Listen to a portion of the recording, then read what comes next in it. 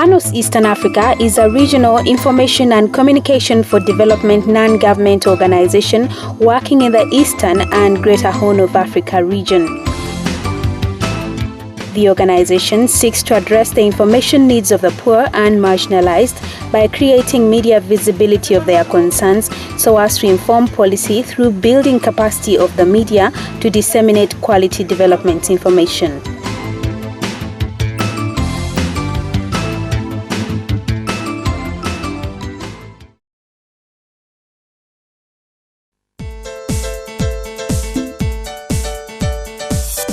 In Uganda, Panos is currently implementing 2 projects under the Governance and Globalization thematic area, the Rural Radio Debate project being one of them.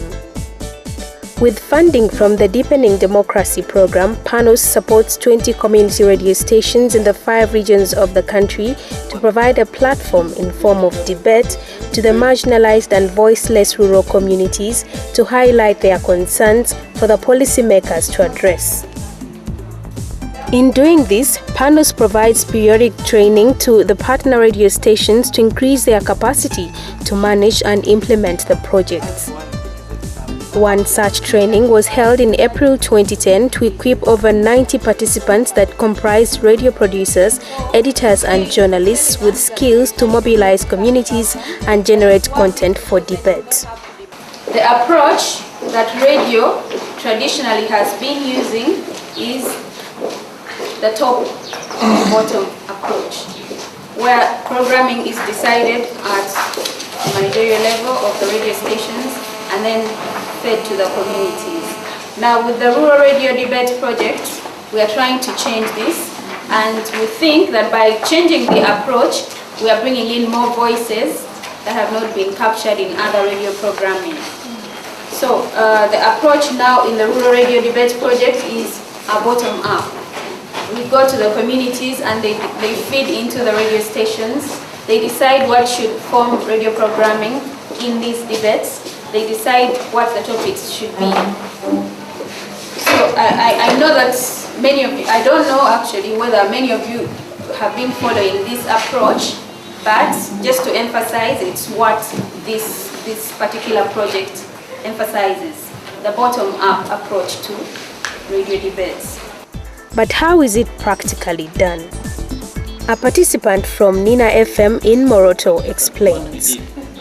We as Nina FM go to the community, we ask them their problems that they have, okay? And then it is the community to raise the problems that they have. And then we prioritize, we ask them to prioritize, which are the most pressing problems in their community. For example, one of our debate yielded some good fruits. We went to a Cholin village in Nadinget sub-county. In that sub-county, people raise several issues: insecurity, anger, and so many. And then they prioritized water. They said the most pressing need to do is water. So who is responsible of water in the district? Poop water office, what are you doing? Poop so and so, what are you doing? In 1 week's time, they got a borehole. So I think it's better for us to let the community raise their own problems than we getting a problem for the community and we say, are you people, a problem is insecurity. What do you think about insecurity? People will run away and say, for us, we don't have any problem about insecurity. As the enthusiasm grows among the rural communities about these debates, so are the challenges. The politics of division is not only affecting management of information, but also the debate environment in general. This has got problems of collisions in the politics because they are best known to be on the opposition. Now, currently, the challenge you have that the district political leadership thinks we are digging what could be their weaknesses. But what we have done is that we have gone to the people, we have got their views about different issues, and we have provided at least space for these people to come and counteract what they think we are doing to tarnish their names. The participants were also taken through a session on understanding governance and human rights issues in order to be able to generate content for the debates. When we're talking about good governance, there have to be certain points of consensus. When policies are developed, when laws are being made, when district development plans are being developed, there are so many different views. Everyone has their idea of what should be a priority, yeah? At the village level, people have their priorities. Sub-county, it's different. So there has to be a mechanism through which consensus is built. And people say, okay, let's work on this for now, and then we'll come back to the other. So consensus orientation is really important in good governance. Consensus is, however, proving to be very difficult to achieve, as one of the participants emphasizes. Legislation is actually proving to be another impediment to good governance. Look at the impending law concerning the media. We see that actually most, inclusiveness of the public to, policy making normally is through the media. But then you bring certain legislations that gag the media, and you actually put the media at loggerheads with the powers that be, and you see total chaos. Bernard Tabaire, a media and communication consultant with the African Center for Media Excellence, gave a detailed insight into the major threats to media freedom ahead of the electioneering period. With a ban on open-air broadcasts already in place and several other bills in offing, Panos found it important that the radio partners are given skills on how to ensure the debates remain on course through and after the election period. Minimum broadcasting standards. I can read very quickly for you. They are here. They are contained in the first schedule of the Electronic Media Act 2000 or statute, if you have it that way, 1996, first schedule.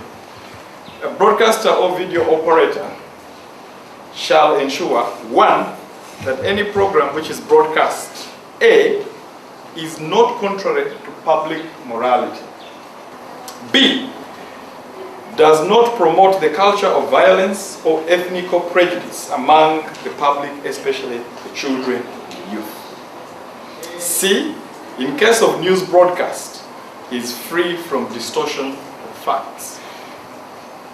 D, is not likely to create public insecurity or violence. E, is in compliance with the existing law. Clause 2 of that says, of the minimum broadcasting standard, says the programs that are broadcast are balanced. In other words, a broadcaster or video operator shall ensure the programs that are broadcast are balanced to ensure harmony in such programs. 3, that adult-oriented programs are appropriately scheduled. In other words, don't give us soft porn at 7 p.m. when the family, or 8 p.m. for having dinner. Let it come at 11 midnight. 4, and lastly, that where a program that is broadcast is in respect to a contender for public office, then each contender is given equal opportunity on such a program. Proper research guarantees quality and constructive debate and enables debaters understand the issues better.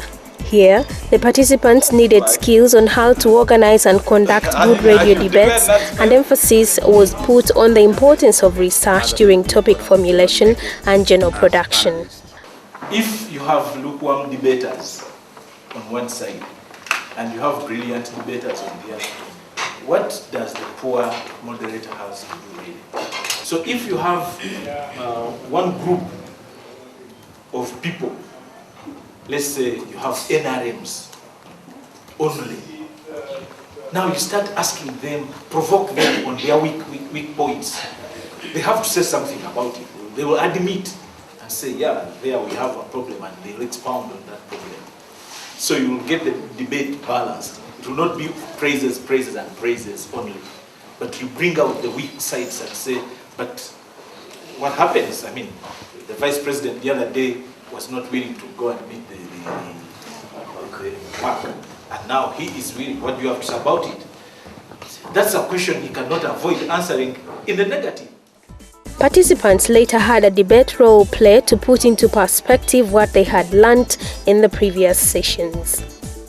Members present here, Honorable Tafire seems to be having something very, very burning. Let's give him a I have a burning issue here. First of all, as my sister said, Anifa Kawaya, we need to really first educate our people. The people, we decided to go multi-party, and people haven't known what multi-party is. It is through service delivery under our parties that we are really supposed to give our people. Though we say that we must share equally the national cake, but it is not easy that you distribute the cake where it is supposed to. Thank you so much. Clarification taken, please. Yeah, thank you very much. Actually, let me stand up.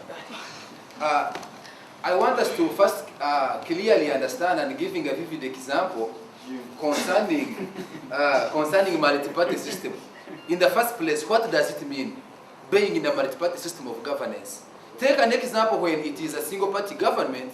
There you can say, no, it is our right to have everything that is the Western region, or it is our right to have everything that is in where there is the Central region in a single-party government. But what does it mean to be in a multi-party system of government? It means different parties will come up and begin to contest for votes. I need a vote. I'm an FDC supporter. I'm an FDC president. I'm supporting movement. I do A, B, C, D, and E. Different parties. What does it mean? It means when the people support a particular party, the first people to benefit from the hottest pancake are those people who supported the party. For the interest of time, I'm going to restrict this show for only 5 minutes. 5 minutes. I think you people are going the wrong side of this thing. When we vote you into power, whether you're FDC, NRM, UPC or what, it is with the people you're serving. You're not serving us basing on NRM or FDC or UPC. It is one Uganda, though it's divided into different people. No, I didn't say that. It is one Uganda. So whether you're from any other party, you're supposed to serve with the people, not basing on what group or what party. I want to put records clear that it is under the multi-party politics that we have managed to achieve a lot of things. I want to assure our communities that first, in checking on corruption, if you go to Parliament, the person who is heading the Parks Accounts Committee is from the opposition, Mr. Nandara.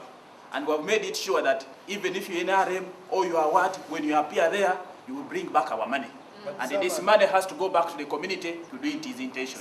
So it is in this whole process that we have made sure that all of these things are coming. And it is in this very multi-party politics that we have managed to construct over 1,000 health centers that are serving everybody. Whether you're in NRM, whether you are FDC, you go to those health centers and get those are services. In response to what the previous speakers has just said, that when people have corrupted public money, they're brought to park and whatever it is. But of recent, we have members who have consumed the public funds, and they have constantly refused to appear before park. And then secondly, some of these people who are consuming the public money, if you are an NRM supporter, like I have a case that somebody consumed the circle's money, and definitely the NRM people, even the president himself, came and said they're going to pay back the money and they'll hand the case later on. So is this really being fair? We consider the voters down. An FDC voter can't vote NRM. So we just have to serve our people first. The people who voted us, we have to first give them on a cake first, before we give the people who didn't give us.